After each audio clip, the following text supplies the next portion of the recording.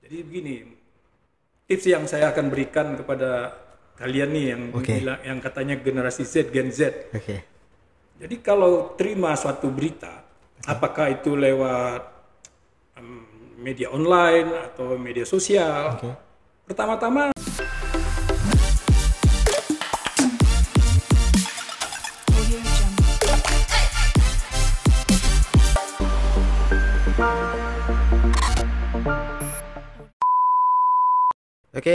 selamat malam semuanya. Masih bersama We Channel, We Share, We Discuss, We Channel. Tentunya program ini ditunggu-tunggu banyak orang karena membahas tentang ilmu-ilmu sosial, politik dan segala macamnya yang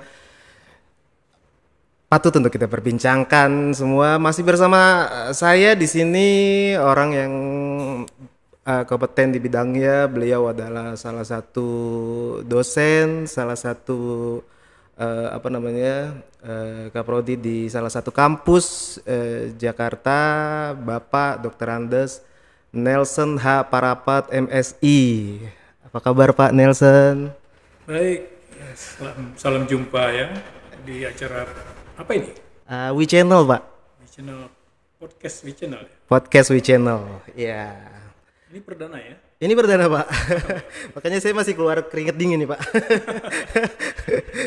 Oke, di pembahasan kali ini menarik sih Pak, karena pembahasannya itu tentang menangkal hoax di generasi Z nih Pak. Jadi bagaimana generasi Z mengantisipasi hoax ya? Betul Pak. Jadi ada hal yang menarik nih yang saya pengen tanyain ke Bapak. Apa sih itu generasi Z Pak? Bisa dijelasin nggak sih Pak? Iya, ini tema menarik ya. Generasi Z mengantisipasi hoax. Sebenarnya kalau kita mau telusuri referensi itu penggolongan generasi di manusia modern ini memang berkaitan erat dengan teknologi komunikasi. Itu Codrington dan Grant Marshall itu membagi generasi manusia modern, ada generasi perang, kemudian generasi pasca perang ya. Dan generasi perang itu ya mulai dari perang yang dimaksud ini perang kolosal ya, bukan perang-perang lokal ya. Perang kolosal itu tahun-tahun 1600-an lah ya mulainya itu. Perang klasik ditandai lahirnya itu Napoleon Bonaparte gitu ya, revolusi Prancis itu ya. Terus generasi perang berikutnya Perang Dunia Pertama, Perang Dunia Kedua. Nah, generasi pasca perang nih, menurut Codrington dan Grant Marshall. Generasi Z, Gen Z itu sebenarnya generasi pasca perang. Kalau kita lihat pembagian kategori dari Codrington dan Marshall itu ya.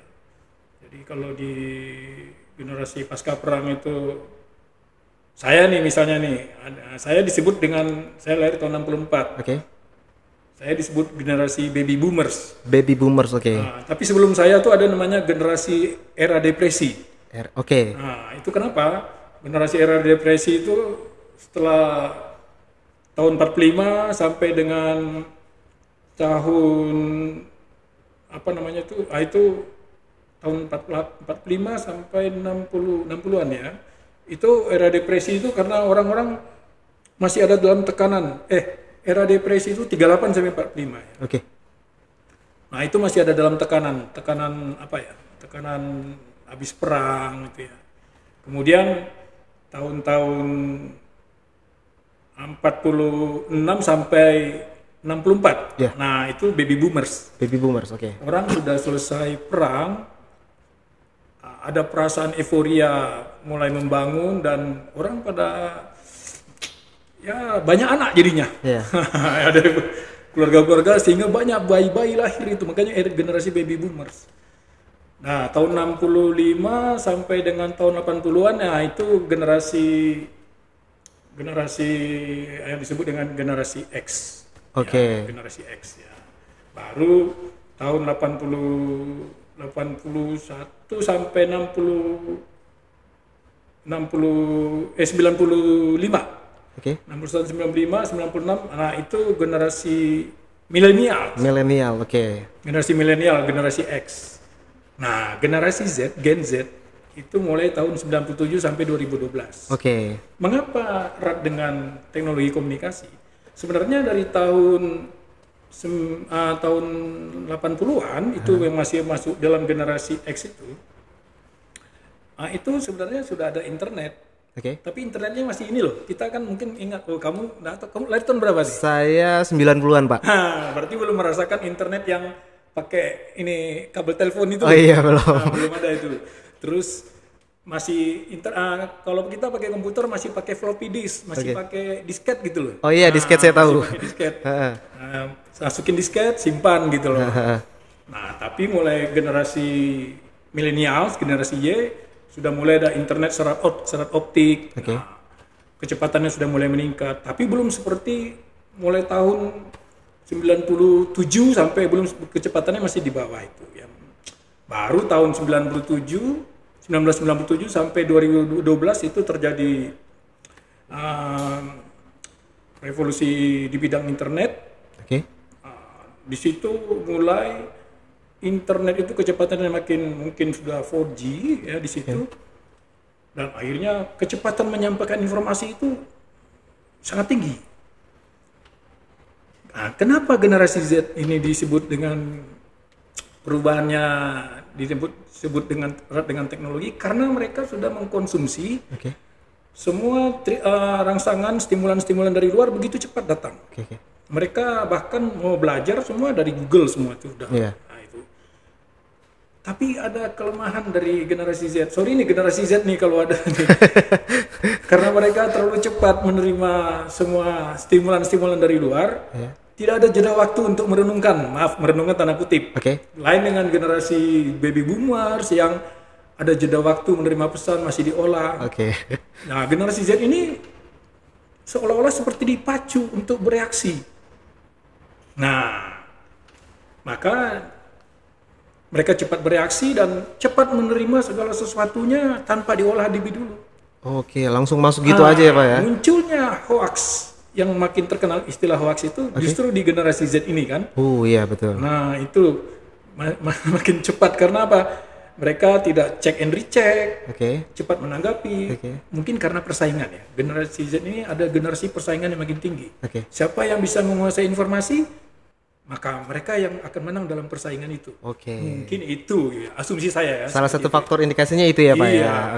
Ini berkaitan dengan penjabaran Bapak nih. Saya juga mau nanya, apa sih yang menyebabkan generasi Z itu jadi sangat populer Pak?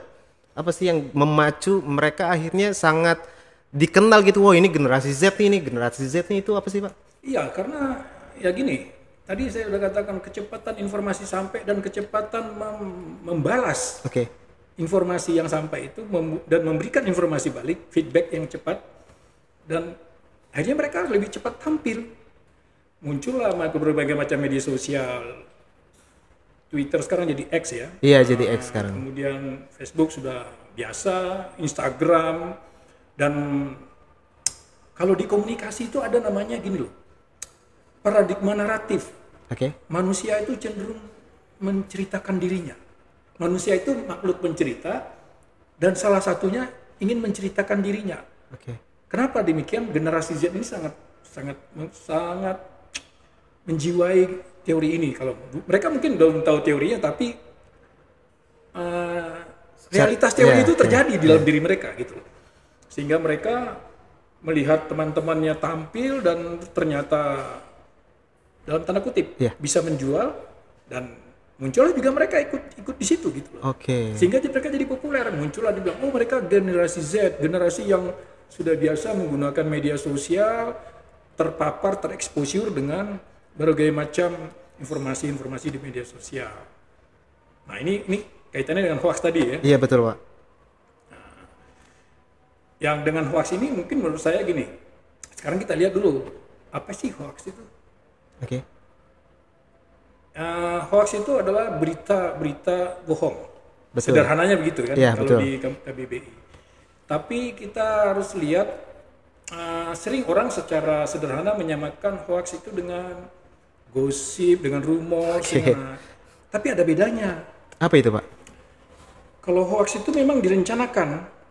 Jadi gini, Misalnya seorang punya niat tertentu nih, niatnya negatif ya, ingin menjatuhkan seorang lawan politik. Nah, ini sekarang nih musim politik nih ya. Betul, bentar lagi ya Pak. Ya, bentar lagi. Nah, misalnya calon tertentu yang akan menjadi, kita ambil contoh mungkin calon gubernur gitu misalnya. Ada Gen Z yang mungkin senang sama calon tertentu ya, si Bapak A misalnya. Nah, tapi saingan Bapak A ini ada Bapak C misalnya yang berat. Nah, dia punya informasi melalui video, melalui foto Bapak C ini. Nah, dibuatlah sedemikian rupa foto yang tadinya tidak ada pasangan, seolah ada pasangan, seolah Bapak C ini dikerumuni perempuan-perempuan sensual gitu untuk menjatuhkan si Bapak C. Padahal foto itu hanya foto dia sendiri. Sekarang itu dengan teknologi yang semakin canggih, teknologi komunikasi dan informasi makin canggih di generasi Z ini, orang gampang mengedit foto, gampang mengedit video, bahkan bisa ganti kepalanya aja nih, badannya badan artis mana gitu. Nah, itu menjatuhkan seseorang seperti itu. Nah, itu berarti informasi yang sengaja direkayasa, sengaja dibuat, diedit, dan disampaikan. Nah, itu namanya hoax. Tapi apa bedanya dengan rumors? Rumors itu biasanya orang ngobrol-ngobrol, asumsi, mungkin kayak gini-gini, beredar tanpa ada perencanaan, tanpa sengaja. Itu bedanya rumors dan hoax. Itu. Nah, jadi ada kategori-kategorinya aja, Pak. Iya, gitu. Untuk ini saya tertarik nih, Pak, karena kita ngebahas generasi Z yang ada di dunia perpolitikan, karena memang tadi Bapak barusan bilang bentar lagi ini masuk kontestan politik nih Pak. Ya kan, banyak hal-hal yang dilakukan oleh para politikus untuk naikin pamornya, naikin ratingnya gitu ya Pak ya.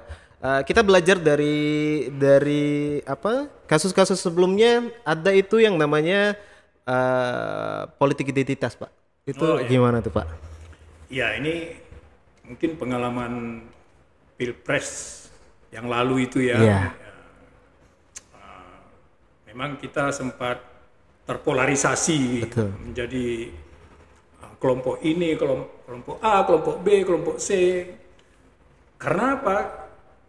Karena terlanjur identitas digunakan untuk merekrut pengikut atau massa. Kesamaan identitas menjadi semacam modal untuk modal sosial untuk mencari massa. Mungkin pada era-era saya bilang tadi generasi pasca perang yang baru-baru mungkin itu masih cocok, tapi generasi sekarang untuk masa sekarang saya pikir itu tidak relevan lagi ya. Kenapa demikian? Terutama di generasi Z nih, kalian yang di generasi Z yang sekarang sudah banyak terekspos dengan teknologi dan sudah banyak terekspos dengan informasi dari berbagai budaya, berbagai negara. Kan sekarang ini kan orang mau memperbaharui dirinya, mau membangun dirinya, terutama di bidang apa? Ekonomi, aktualisasi diri. Nah, yang harus generasi Z ingat bahwa ketika kita mau mengembangkan diri, bisa jadi identitas malah membelenggu kita. Bukan kita tidak boleh menggunakan identitas memang perlu untuk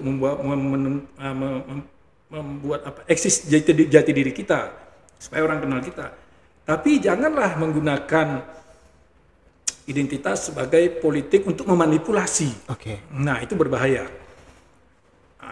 Kita tadinya dengan hoax itu ya. Jangan sampai kita menyampaikan informasi untuk menarik orang menggunakan identitas dengan menggunakan cara-cara yang disebut tadi hoax tadi, berita-berita bohong itu. Itu nggak bagus. Nah, saya pikir begini, kalau Anda mau mengembangkan diri Anda harus lintas identitas. Kita di komunikasi ya, kita kebetulan saya dosen komunikasi, ada namanya komunikasi antar atau lintas budaya. Gunanya belajar itu sebenarnya kan supaya kita bisa melakukan pengembangan diri lintas budaya. Kita tetap identitas dengan budaya kita, tapi kita bisa diterima oleh budaya-budaya yang berbeda. Nah, jangan menggunakan berita-berita bohong atau hoax tadi. Malah itu nantinya akan menghancurkan Anda. Oke. Ya, kalau begitu ketahuan, oh sumber informasinya ternyata dia tuh, Anda generasi Z itu. Nah, itu malah akhirnya membuat stigma atau citra diri Anda, brand awareness tentang diri Anda itu jatuh. Dan orang tidak percaya Anda lagi. Betul. Hati-hati di generasi Z ini ya, dengan teknologi tinggi ini. Orang sekarang begitu kita dapat citra yang buruk, kita sebagai sumber informasi yang dianggap berbohong, maka kita susah dipercaya. Orang tidak bisa menggunakan kita lagi. Sebaliknya kalau Anda menyampaikan hal-hal yang fakta, hal-hal yang untuk kemaslahatan orang banyak, malah Anda akan dicari. Dianggap Anda sebagai orang yang bisa memperbaharui, menginovasi, menyatukan, membuat keseimbangan, keserasian. Nah ini yang menurut saya yang penting diingat oleh generasi Z yang dalam hubungannya dengan hoax tadi ya. Beredar juga kan Pak ya, saya banyak dengar dari media sosial, terus baca-baca dari koran dan majalah segala macamnya Pak. Generasi Z ini yang gampang termakan dengan hal-hal yang seperti itu, apalagi kita ada di satu lingkup yang mayoritas kental dengan identitas itu sendiri Pak. Itu kan mereka nggak mau tahu visi dan misinya seperti apa, fakta dan datanya seperti apa. Yang penting golongan mereka atau mereka satu golongan dengan mereka. Itu gimana tuh Pak caranya Pak? Ya sebenarnya kan mungkin sederhananya bagaimana sih generasi Z itu mengantisipasi dirinya supaya tidak terlibat dan melibatkan diri dalam hoax itu ya, hoax politik tadi kan. Sebenarnya itu kan. Jadi begini, tips yang saya akan berikan kepada kalian nih yang katanya generasi Z, Gen Z. Jadi kalau terima suatu berita, apakah itu lewat media online atau media sosial, pertama-tama cek sumbernya. Jadi jangan terprovokasi dengan judul berita yang provokatif. Pertama itu, sumbernya siapa nih? Cek dulu gitu. Gini loh, kita tuh kalau baca buku nih, saya tuh kalau beli buku saya lihat nih pengarangnya siapa nih. Nah, sama saja gitu. Berita-berita tadi kita lihat ini siapa nih sumbernya. Kemudian kalau dia lewat internet, lewat website, ini situsnya Anda telusuri situsnya itu. Nah, terus kalau sudah ketemu, cek fakta-fakta yang dimuat itu. Cek and recheck semua video, foto yang ditayangkan. Ada nggak kemungkinan manipulasi, edit ulang gitu ya. Nah, itu dicek. Terus diskusi dengan teman-teman yang kira-kira membantu Anda memberikan informasi. Jadi jangan buru-buru di forward gitu loh. Jangan buru-buru di forward. Nah, itu yang paling penting. Jadi belajarlah sekarang untuk mengecek semuanya. Ngecek kembali. Check and recheck. Kan di komunikasi dipelajari. Iya, betul. Informasi bukan lalapan ya, Pak. Jangan ditelan mentah-mentah. Betul. Ada satu pertanyaan terakhir nih, Pak, yang masih mengganjal di saya nih, Pak. Banyak orang generasi Z itu yang akhirnya karena ikut komunitas dan mereka nggak mau keluar dari komunitas itu, mereka akhirnya nggak mau ikut-ikutan berpolitik. Sedangkan tanpa berpolitik kita nggak bisa berbuat apa-apa, karena ketika kita mau membuat pendidikan itu maju, pertanian itu maju dan segala macamnya, kita harus terjun ke dunia politik itu sendiri, Pak. Itu cara agar supaya kita bisa membuat mereka akhirnya terenyuh dan ingin melakukan gerakan-gerakan yang masif sebagai anak muda itu seperti apa, Pak? Ya, ini sudah terlanjur politik itu dicap sebagai politik itu kotor, politik itu tipu-menipu.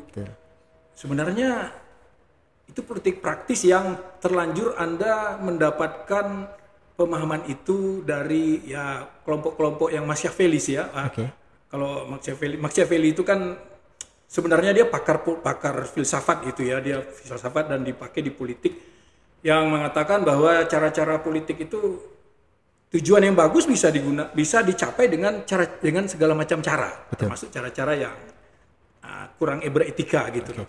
Tapi itu kan salah satu paham di dalam dunia politik. Sebenarnya di dalam dunia apa sih yang kita nggak berpolitik? Betul. Di dalam pekerjaan itu suka nggak suka kita juga berpolitik. Iya, benar. Cuman bedanya kan ada yang politik kolektif besar bernegara, tapi Anda sebenarnya melakukan politik juga dalam kehidupan Anda. Nah, di dalam keluarga, dengan anak juga, saya nih misalnya, bagaimana dengan anak begini ngomongnya dengan istri begini, ya gitu. Iya, betul. Supaya diterima gitu kan. Betul. Karena beda-beda karakter. Nah, yang penting bagi Anda yang sekarang generasi Z ini, justru gunakanlah politik itu dan berpolitiklah dengan sehat. Caranya apa? Caranya jangan terbawa euforia atau reaktif gitu. Reaktif. Selalu. Jadi kalau Anda ada di komunitas, Anda tadi bilang komunitas.